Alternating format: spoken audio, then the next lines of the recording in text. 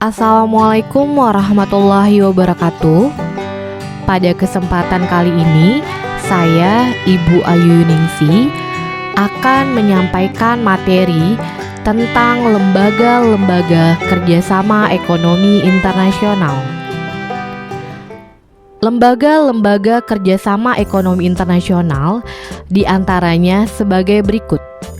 Yang pertama, ASEAN, disebut juga dengan Association of Southeast Asian Nation. Terbentuknya ASEAN berawal ketika Indonesia dan Filipina mengakhiri konfrontasinya terhadap Malaysia serta mulainya meredakan tuntutannya. Negarawan di Asia Tenggara memandang perlu dibentuknya organisasi regional untuk negara kawasan Asia Tenggara. Dalam bentuk pertemuan di Pattaya, dekat kota Bangkok, antara Menteri Luar Negeri Ramos dari Filipina, Adam Malik dari Indonesia, Tanat Koman dari Muang Thai, S. Raja Ratman dari Singapura, dan Perdana Menteri Tun Abdul Rajak dari Malaysia disadari bahwa negara di Asia Tenggara mempunyai persamaan, yaitu persamaan kepentingan, persamaan permasalahan yang dihadapi, pentingnya kerjasama dan solidaritas negara di Asia Tenggara. Berdasarkan hasil kesepakatan para pemimpin negara Asia Tenggara pada waktu itu, akhirnya dibentuklah organisasi regional yang diberi nama ASEAN, yang akan bekerja sama dalam bidang sosial, ekonomi, dan kebudayaan. Kesepakatan tersebut diwujudkan dalam Deklarasi Bangkok yang ditandatangani oleh 4 Menteri Luar Negeri dan seorang Wakil Perdana Menteri pada tanggal 8 Agustus 1967. Deklarasi Bangkok menandai kelahiran ASEAN pada tanggal 8 Agustus 1967. Anggota semula sebanyak 5 negara, yaitu Indonesia, Malaysia, Singapura, Thailand, dan Filipina. Hal itu bukan berarti bahwa ASEAN hanya untuk kelima negara tersebut. Dalam deklarasi tersebut, antara lain disebutkan bahwa ASEAN terbuka bagi negara Asia Tenggara lainnya seperti Brunei Darussalam, Myanmar, Vietnam, Kamboja, dan Laos. Setelah Brunei Darussalam merdeka dari perlindungan Inggris tanggal 1 Januari 1984, segera diterima menjadi anggota ASEAN pada tanggal 7 Januari 1984.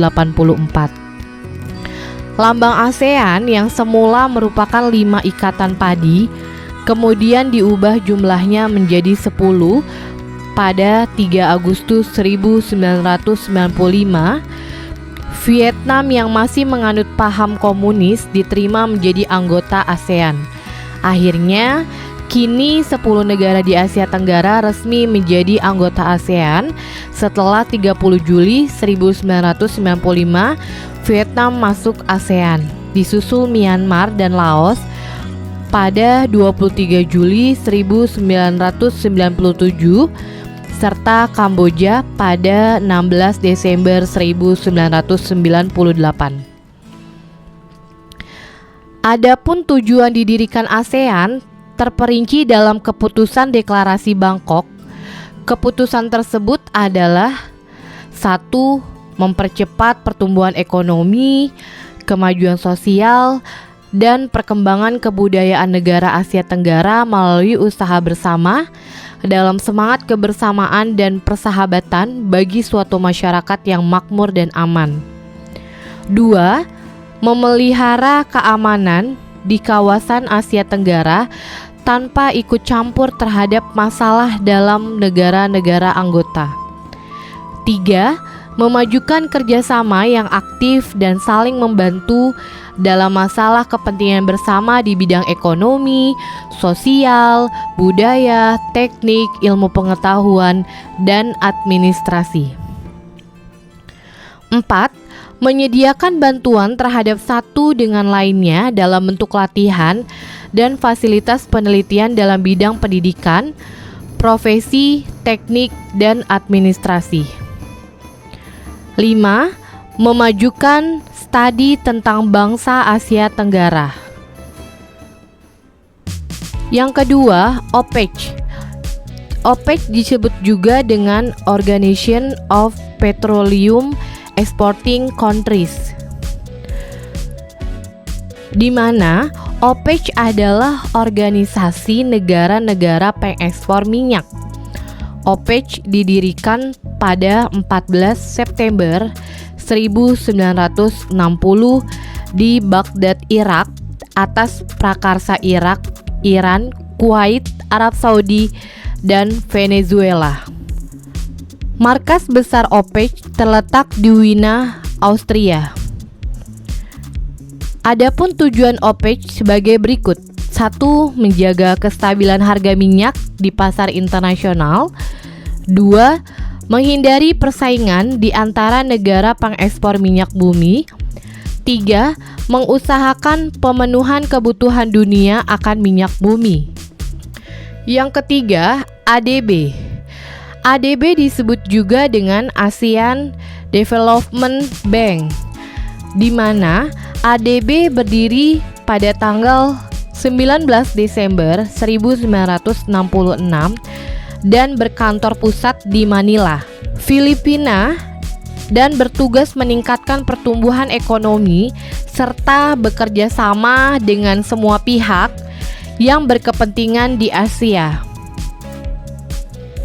ADB juga merupakan lembaga pengembangan keuangan internasional yang melaksanakan penyaluran dana, menyokong investasi, dan memberikan kerjasama kepada negara-negara berkembang yang menjadi anggotanya. Yang keempat, Uni Eropa, European Economic Community.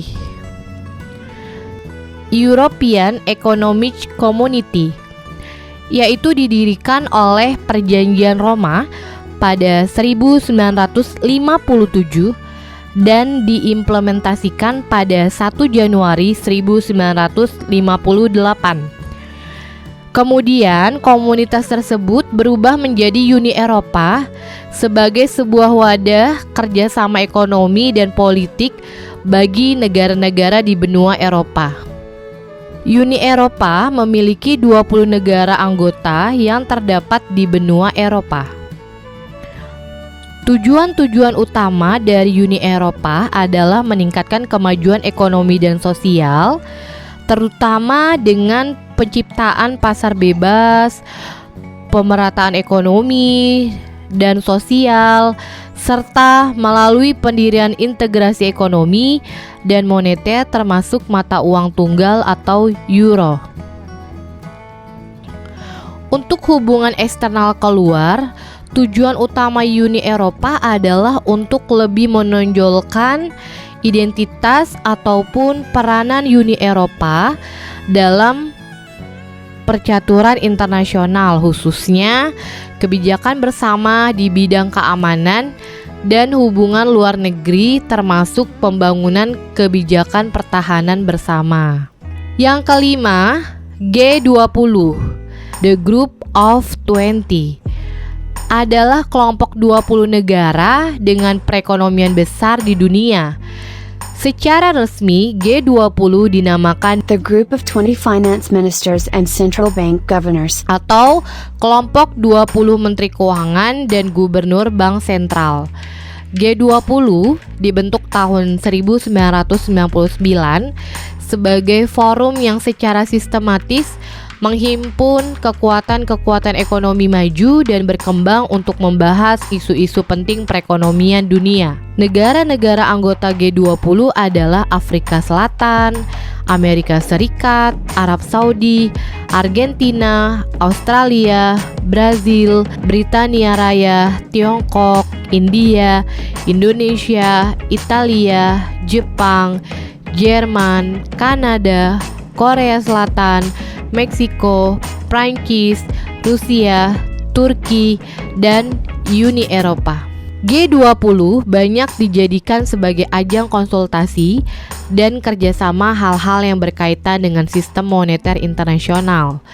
Terdapat pertemuan yang teratur untuk mengkaji, meninjau, dan mendorong diskusi di antara negara industri maju dan sedang berkembang terkemuka mengenai kebijakan-kebijakan yang mengarah pada stabilitas keuangan internasional dan mencari upaya-upaya pemecahan masalah yang tidak dapat diatasi oleh satu negara tertentu saja, dan mencari upaya-upaya pemecahan masalah yang tidak dapat diatasi oleh satu negara tertentu saja. Demikian materi yang dapat saya sampaikan. Terima kasih.